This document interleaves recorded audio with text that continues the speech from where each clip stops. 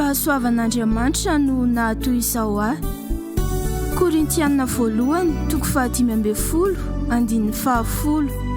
Kiondalana anankiray teo amin'ny fiainan'ny mpanompon'Andriamanitra maro ao amin'ny testameta taloha ny fionany tamin'Andriamanitra ka nahatonga fiovam-piainana teo amin'izy ireo.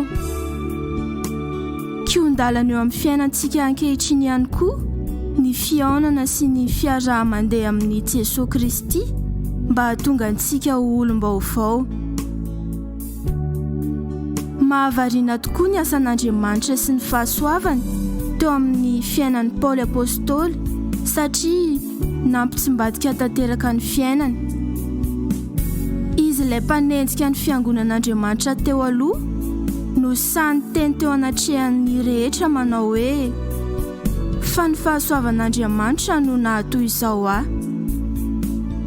Ny fahasoavan'Andriamanitra arak'izay ambaran'ny Paoly eto dia hery na fahefan'Andriamanitra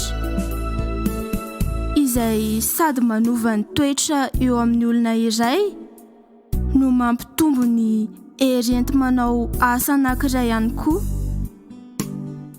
Ambonin'izany rehetra izany, io fahasoavan'Andriamanitra io no mihazona antsika ho amin'ny fanahin'ny fanompoana sy ny fanetretena ka azotsika miteny tahaka ny Paoly apôstôly manao hoe fa efa niasa fatratra mihoatra noho izy rehetra aho, nefa tsy izao fa ny fahasoavan'Andriamanitra no niara-niasa tamiko.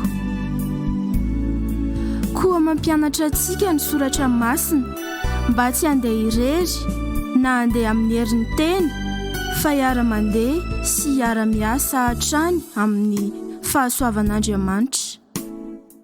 Tompo, ampoanay ny fahasoavanao. Amen.